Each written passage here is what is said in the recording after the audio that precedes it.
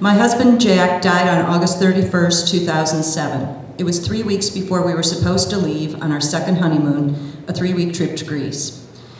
After he died, I was afraid of almost everything. I slept with the lights on and the radio blaring. I was even afraid to go for a walk because now there was no one to come rescue me if I twisted my ankle or got bitten by a pit bull. I hated being such a gutless wimp, so I did something that would force me to put on my big girl pants and woman up. I rebooked our trip to Greece, exactly as we planned it, only this time I'd do it alone. After traveling for 26 hours, I finally landed on the island of Crete. At first, the scariest thing was navigating through streets with signs containing little or fractured English. I found the bus station and proudly managed to make my way first to the Minoan Palace of Knossos, and then the next day across the island to the town of Chania. Is it too loud? No. Before I left Canton, I'd reserved a car to drive while I was in Chania, and unfortunately, they insisted on delivering it. Courage-building exercise number 2. In a foreign country where I didn't understand the road signs, I had to drive, read the map, and find the turnoffs myself without a navigator. After a shaky start, I found my way to the beach where they'd filmed the dancing scene in Zorba the Greek. It was my first experience with nude beaches in Greece, though I must say, this was probably the most attractive specimen I encountered during my stay. The next day, I set off to find the restored village of Melia, high in the White Mountains. Mindful that the travel guides had warned me of the impossibly narrow dirt trails that often pass for roads in Greece, when the sign said Topolia, I obediently turned. After a while, it dawned on me that what I was driving on was not a Class 3 road, but some farmer's olive grove.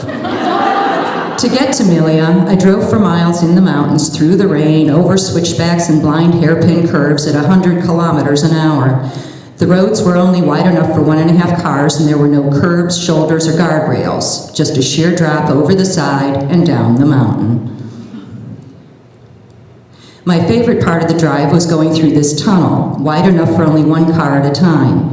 Note the traffic signal letting you know when it's your turn to go. While I was waiting my turn, a Ford pickup truck whipped around me and started into the tunnel before I guess he saw his doom in the form of oncoming headlights and wisely backed off.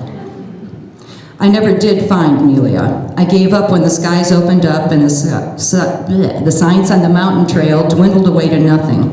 I turned around, went back, and stopped for a coffee at a cafe on Topolia's version of Ford Road. I hadn't gotten to my destination, but I had achieved my goal. I wasn't afraid of driving in Greece. The next day, I set out for 2 traditional villages, Vrises and Vamos. I find Vrises with no problem and spend a couple of wonderful hours there drinking coffee and eating the yogurt and honey the village is famous for. I then missed the turn for Vamos, but catch a glimpse from the road of a beautiful sand beach, and on impulse junk my plans and spend the afternoon on a sunbed at Kalivas Beach, sipping on a mythos beer and writing in my journal. My next stop was Rhodes, where I stayed in the Old Town, established approximately 2,400 years ago. Old Town Rhodes is surrounded by walls fortified by the Knights of St. John in the 13th century. The walls provide a cocooning effect that you only notice when you exit one of the gates and find yourself in modern Rhodes Town and all of a sudden feel exposed and vulnerable. There are hundreds of streets just like this one in Old Town. Some lead to the town center or the outer gates, others lead nowhere at all. It's black as pitch at night and as silent as a graveyard. As a woman alone, I understandably was a bit frightened, but in fact rather enjoyed my own fear. Rhodes was so ancient, danger itself seemed unreal, as if I were Buffy or Emma Peel and could fight my way out of any situation in 52 minutes or less. By the time I got to Santorini, I was pretty full of myself. I'd traveled to Greece alone, driven some pretty harrowing roads, learned not to fear being afraid. I was ready to tackle a physical challenge I'd wanted to attempt for years, the 3.5-hour, 12-kilometer Caldera footpath from the town of Fira to the village of Ia. The first hurdle was finding the path itself. People either stared at me blankly or assured me, "Oh no, you don't want that, take the bus." I persevered, found the path, which runs the gamut from pavement to cobblestones to dirt path to sliding down the mountain gravel, and made the trek in 2.5 hours. Considering the fact that in September 2007, fear had rendered me incapable of walking my own subdivision, it's one of my proudest accomplishments. I loved Athens from the minute I stepped into the streets of the Pecha, the center of the ancient city. It's the contrast of big city energy and the sleepy sense of time standing still that gets me. When I got to Athens, I was feeling bold and bratty and up for another challenge. My friend Thalia, an Athenian I met through the website tripadvisor.com, taught me about the best olive oils, where to get great cheap shoes, the proper way to drink raki in great quantities, and which is the best dessert restaurant in Athens. The only thing she couldn't do was find a restaurant where I could sample bull testicles, a Greek delicacy. We found them raw at the meat market, but no restaurant in the area had them on the menu on a weekday.